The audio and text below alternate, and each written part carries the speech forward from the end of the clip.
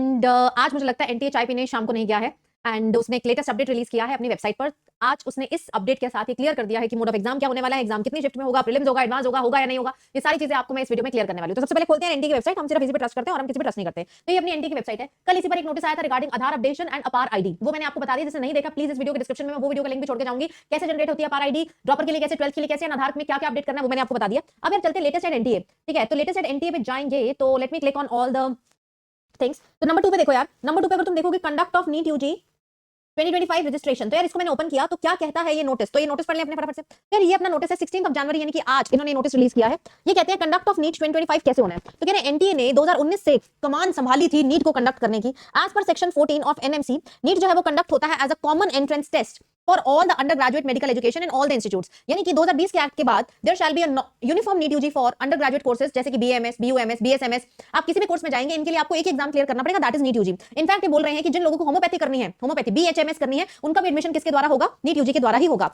अब एक चीज आती है कुछ लोगों को आर्मी में, यस आर्मी में, मिलिट्री में क्या करना होता है, नर्सिंग करनी होती है। तो एमएनएस यानी कि military nursing service aspirant seeking admission to BSc nursing जो कि arm force medical services hospitals में होता है, उनको भी कौन सा एग्जाम क्वालिफाई करना पड़ेगा, नीट यूजी। यानी कि तुमको एमबीबीएस करनी है, बीडीएस करनी है, बीएचएमएस करनी है, बीयूएमएस करनी है, नर्सिंग करनी है, बीएससी नर्सिंग करनी है, आपको एक ही एग्जाम देना है, that is going to be NEET UG. अब कह रहे हैं लास्ट लाइन सबसे काम की लाइन है यार, लास्ट लाइन सबसे काम की लाइन है। लास्ट लाइन कहती है as decided by NMC, NMC ने डिसाइड किया है that NEET UG shall be conducted, ध्यान से सुनना, pen paper mode in a single day and single shift.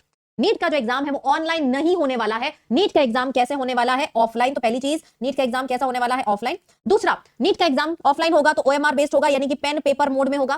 कोई प्रीलिम्स कोई एडवांस, जो पहले माना जा रहा था कि एक कमेटी बनी है, कमेटी ने शायद ये डिसाइड किया है कि 2 फेजेस में होगा, पहले एम्स वाला एम्स दूसरा कंडक्ट कराएगा, NTA nothing nothing nothing. NEET का एग्जाम सिंगल शिफ्ट में ही होगा जैसे हमेशा होता आया है, जैसे हमेशा होता आया है। No change in the mode of examination, उन्होंने पहले क्लियर कर दिया और ये जरूरी भी था। इस टाइम पे नहीं क्लियर करेंगे तो कब करेंगे, क्योंकि इससे आपको क्लियर हो जाना चाहिए that they have become active now. उन्होंने कल अपार आईडी का बताया कि सबको बनानी है, मैंने आपको बता दिया कैसे बनानी है। उन्होंने आधार की अपडेशन पहले बता दी, उन्होंने ये भी बता दिया कि ऑफलाइन पेपर होगा, तो यानी कि आपको पेन पेपर मोड में ही इसकी तैयारी करनी है। तो सब बच्चे अपनी ओएमआर निकाल लो। यस ओएमआर, ओएमआर वैसे तो मेरी अभ्यास मॉक टेस्ट में जो 20 मॉक पेपर है उसके साथ ओएमआर आपको 20 ही मिल रही है, लेकिन अगर आपके पास वो नहीं है तो ओएमआर आप मेरे टेलीग्राम से ले सकते हैं। टेलीग्राम पे मैंने एक सैंपल ओएमआर आपके लिए दिया है, तो घर पे जब भी प्रैक्टिस करो तो प्लीज उस सैंपल ओएमआर को लेकर ही करो। ठीक है, आप मेरे टेलीग्राम इस नाम से ज्वाइन कर सकते हैं, it is with the name C Pahuja biology official. ठीक है, यहां पर मैं ओएमआर दोबारा शेयर कर रही हूं, प्लीज उसका प्रिंट आउट निकाल लेना, आगे की जो भी प्रैक्टिस करना वो इसके द्वारा ही करना। तो ये टेलीग्राम है, 3,80,000 से ऊपर बच्चे इसको ज्वाइन करिएगा। साथ ही में बच्चों सिंगल शिफ्ट, यानी कि अब एक ही पेपर है। अब ऐसा नहीं है कि पहला पेपर आसान दूसरा पेपर टफ, कॉन्सेप्चुअल पेपर आने वाला है। पिछले साल की तरह आसान नहीं आएगा कि 70 बच्चे टॉप कर जाएं।